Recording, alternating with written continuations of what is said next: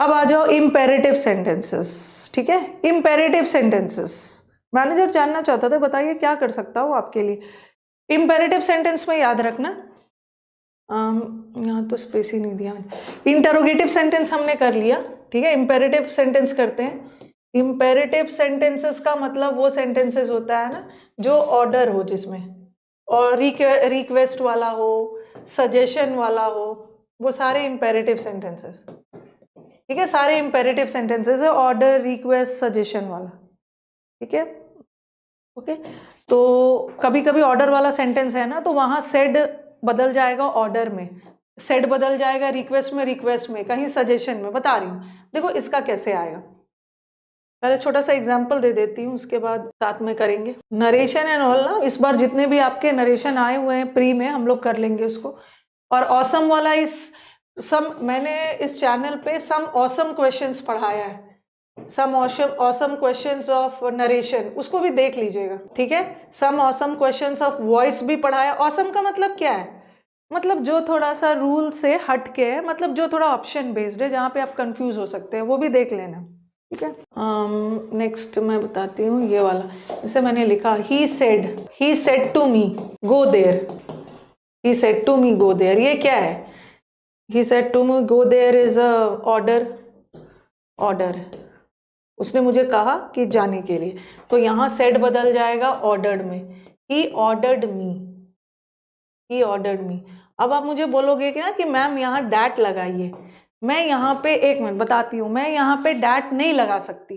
क्यों नहीं डैट लगा सकती है? ये सब्जेक्ट है और ये वर्ब है, ठीक है, और ये कंजंक्शन है, कंजंक्शन है, और कंजंक्शन तो क्लॉज को क्लॉज से जोड़ता है ना, तो मेरे को यहाँ भी तो सब्जेक्ट और वर्ब चाहिए।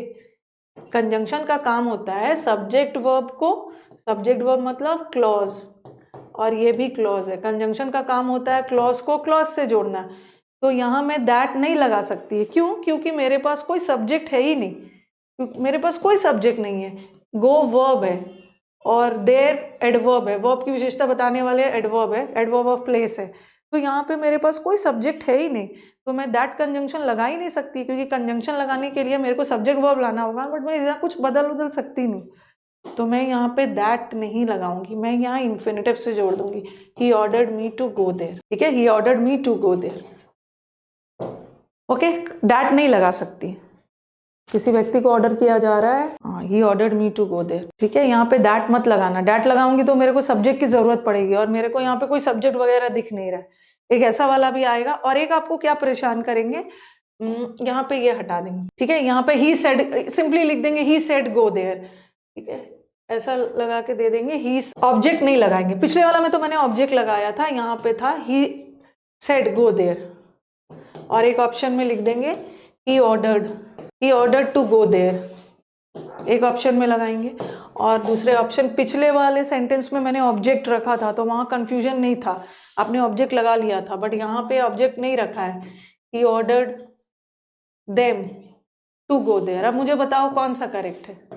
कभी कभी ना वाक्य में ऑब्जेक्ट नहीं रखते। अब बताओ कौन सा करेक्ट है? और सेशंस अच्छे लग रहे हैं तो सेशंस को लाइक भी कर देना है। अब A to Z grammar batch को खत्म करना है और फिर प्रैक्टिस सीरीज स्टार्ट करेंगे हम, क्योंकि सिर्फ पढ़ने से नहीं होगा ना, बैच तो सब खत्म कर लेते हो, असली खेल तो प्रैक्टिस का। सेशंस अच्छे लग रहे हैं, लाइक भी कर देना है। ऐसा भी आया हुआ है, यस वेदांत, इसीलिए हाँ, तो आपको लगेगा ना, आपको लगेगा अरे क्वेश्चन में तो कोई ऑब्जेक्ट नहीं है।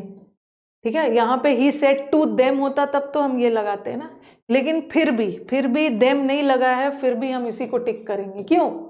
क्योंकि नहीं हाँ, आप पहला वाला टिक करके आ जाओगे क्योंकि आपको लगेगा ना कि कोई ऑब्जेक्ट नहीं है, तो आप पहला वाला टिक करके आ जाओगे। मैंने आपको इन्फिनेटिव चैप्टर में पढ़ाया था, ओके, वर्ब जब पढ़ाया था तो मैंने आपको पढ़ाया था कि ऑर्डर वर्ड अपने साथ डायरेक्टली इन्फिनेटिव नहीं लेता है। ऑर्डर वर्ड अपने साथ एक ऑब्जेक्ट लेता है और फिर इन्फिनेटिव लेता है, क्योंकि अंडरस्टूड है कि आप किसी और को ऑर्डर कर रहे हो कोई काम करने के लिए, you are ordering someone else, so first it will take an object and then it will take an infinitive. This rule already we have done.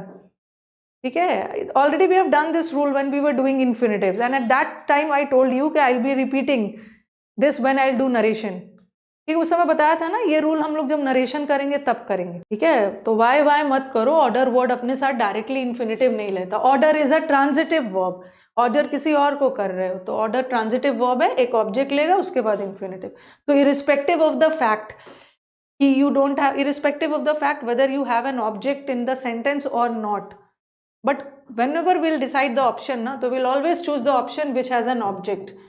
Yeah, order word will directly not take an infinitive, first it will take an object and then an infinitive, चाहे question में object हो चाहे नहीं, कुछ भी आ सकता है। देम के जगह ना he ordered her, he ordered Ram Shyam, he ordered us, कुछ भी एक ऑब्जेक्ट रहेगा नाउन या प्रोनाउन के रूप में, फिर इन्फिनिट कुछ भी आ सकता है। देम की जगह पे दे कहाँ से लगा देंगे, दे गो देयर कहाँ से लगा देंगे, ऑब्जेक्टिव केस चाहिए ना। एक ये हो गया। चलो क्वेश्चंस देखते हैं, क्वेश्चन से ही ज्यादा हो पाएगा। Indirect narration of imperative sentences, please don't go away she said. चलो इसमें प्लीज लगा दिया है, प्लीज लगा दिया तो आपको पता चल गया ना, रिक्वेस्ट कर रहा है, मिन्नत कर रहा है, प्लीज से पता चल रहा है रिक्वेस्ट कर रहा है, request. She said to please her not to go away, अरे please. She begged that I not go away, she begged me not to go, कौन सा होगा, डी होगा। हाँ उसने मेरे से मिन्नत किया, ठीक है, मेरे से मिन्नत किया कि नहीं जाओ, इन्फिनेटिव लगा के जोड़ा है, इन्फिनेटिव लगा, ठीक है, ये हट गया। शी टोल्ड मी नहीं, कहा नहीं, उसने मिन्नत किया ना, रिक्वेस्ट किया, request. He said to them don't make a noise. अच्छा डोंट वाला भी एक कर लेते हैं, एक मिनट। जैसे मैंने लिखा ही सेड टू हर, ये वाला भी देख लो, डोंट गो देयर, ठीक है, he said to her don't go there. और फिर उसने लिखा he ordered her not to go there. और एक ऑप्शन में लिखा he ordered her to not go there, ठीक है। ऐसा भी ऑप्शन आ सकता है, ऐसा भी ऑप्शन आ सकता है। He ordered her, ये लिख दे रही, he ordered her not to go there, he ordered her नहीं, ordered नहीं, he forbade her not to go there। ये सब आपको ऑप्शंस कंफ्यूज करने वाले आ सकते। और तीसरा he forbade her to go there, नहीं पहला दोनों सही नहीं है, दोनों में से एक चुनना है, दोनों में से एक चुनना है।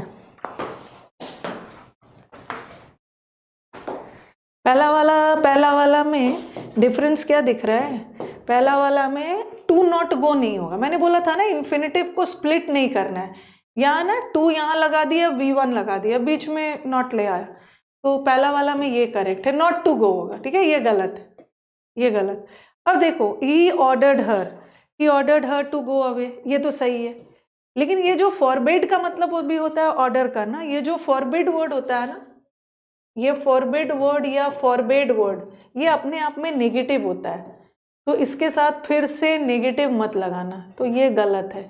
और नीचे वाला सही है, नीचे वाला सही है, ठीक है, दोनों का मतलब सेम ही है।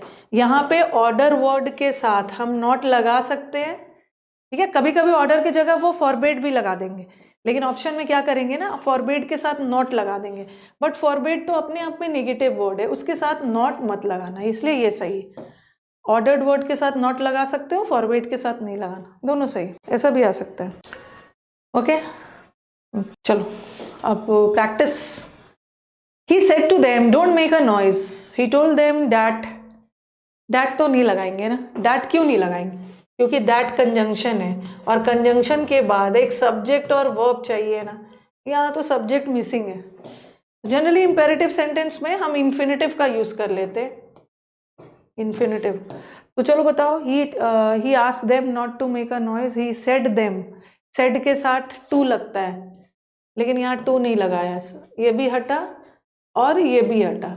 अब देखो he told them not to make a noise, he asked them. और एक चीज और याद रखना एक चीज और याद रखना, ये जो आस्ट का मतलब होता है ना, एक आस्ट का मतलब होता है पूछना, asked, I asked you a question, और एक आस्ट का मतलब कहना भी होता है।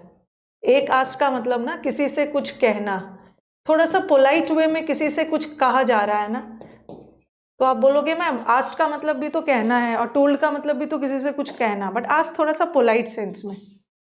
तो आप मुझे बताओ, ये भी आ सकता है, he told them not to make noise और he asked them not to make a noise. सबसे पहले ना अ नॉइज है, अ नॉइज। ये सब भी ध्यान रखना है कि हमारे सेंटेंस का आर्टिकल को हटाना नहीं है। अ नॉइज है तो आप भी अ नॉइज रखो, आंसर ये। और आस्क्ड भी हो सकता है। अब आप बोलोगे कि मैम आस्क का मतलब तो पूछना होता है, लेकिन एक आस्क्ड का मतलब टोल्ड के सेंस में भी जाता है। टोल्ड, उसने पोलाइटली बोला कि हल्ला मत करिए, तो आप बोलोगे मैम ये भी हो सकता था, ये भी हो सकता था। आस्क्ड का मतलब भी टोल्ड होता है, ये भी हो सकता था, बट यहाँ पे अ लगा रहता था, अ लगा रहता, अनॉइस। तो you have to see your articles as well. Imperative करके ना आज मैं इम्पेरेटिव खत्म कर देती हूँ, उसके बाद tomorrow will be doing exclamatory और ऑप्टेटिव, उसके बाद will be done with narration. कल 2 ही बचा रहेगा। My mother said please go to the shop, the my mother told me to please। जब सेंटेंस में प्लीज लगा हुआ है ना, प्लीज लगा हुआ है तो फिर से प्लीज मत लगाओगे, क्योंकि टू प्लीज, एक प्लीज का मतलब है किसी को खुश करना, किसी को सेटिस्फाई करना। तो यहाँ टू प्लीज को ना V1 लेके टू प्लीज सेटिस्फाई करने के, प्लीज से पता चल रहा है ना, सिर्फ सेंटेंस का मूड बताया जा रहा है कि उसने रिक्वेस्ट किया, ठीक है, रिक्वेस्ट किया। और यहाँ तो टू बी गोइंग कर दिया, रिक्वेस्टेड मी गोइंग नहीं, रिक्वेस्टेड वर्ड कभी भी जीरण नहीं लेता है। रिक्वेस्टेड वर्ड ना यहाँ पे कहाँ चल गया, हाँ यहाँ पे रिक्वेस्टेड वर्ड के साथ जीरण लगा है और यहाँ रिक्वेस्ट के साथ इन्फिनिटिव लगाया है। जीरण हम तब लगाते हैं ना जो एक्टिविटी हो रहा है, ठीक है, जो एक्टिविटी हो रहा है, बट यहाँ मदर ने रिक्वेस्ट किया जाने के लिए, अभी वो गया नहीं है, जाने के लिए रिक्वेस्ट किया, तो यहाँ एक्शन इनकम्प्लीट है, इनकम्प्लीटेड एक्शन के लिए इन्फिनिटिव लगाते हैं, रिक्वेस्ट के लिए, सजेशन के लिए, एडवाइस के लिए इन्फिनिटिव लगा। Mohan said to his friend let me go home now. चलो अब मुझे बताओ, ये अच्छा क्वेश्चन है। मोहन ने बोला कि मेरे को जाने दिया जाए, मेरे को अलाउ मतलब घर जाने दिया जाए। ये मैंने आपको ऐसा वाला वॉइस में भी पढ़ाया था। Requested his friend, told his friend नहीं होगा ना, और ये तो हर टू गो हिज नहीं होगा, गो होम। और यहाँ तो अच्छा नाउ हटा दिया है ना, एक मिनट, ये वाला देन ना THEN, यहाँ पे देन लगा दिया, ठीक है, सब में देन लगा दिया मैंने, सब में देन लगा दिया। अब आंसर बताओ, नाउ देन में बदलता है ना, मी यहाँ पे आ गया। The Mohan requested his friend, ये दोनों तो होगा नहीं, requested his friend to go home, then Mohan requested his friend, Mohan ने फ्रेंड को रिक्वेस्ट किया कि तुम जाओ। यहाँ मोहन ने फ्रेंड को रिक्वेस्ट किया है ना कि मुझे जाने दिया जाए। यहाँ तो लग रहा है Mohan requested his friend, Mohan ने अपने दोस्त को बोला कि जाओ जाओ, दोस्त को नहीं जाना है, मोहन को खुद जाना है।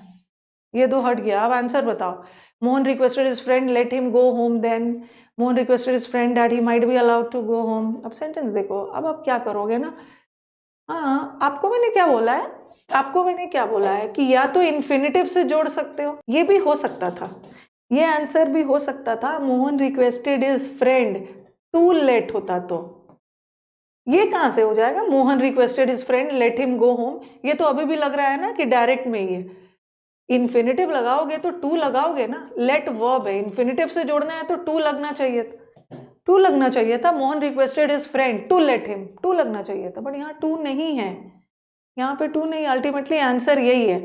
और फिर मुझे बोलोगे कि मैम अभी तो आपने इम्पेरेटिव सेंटेंस में बोला ना कि डैट नहीं लगाते हैं, बट ये इम्पेरेटिव का एक ऐसा सेंटेंस आया है ना जहाँ हमें सब्जेक्ट मिल गया।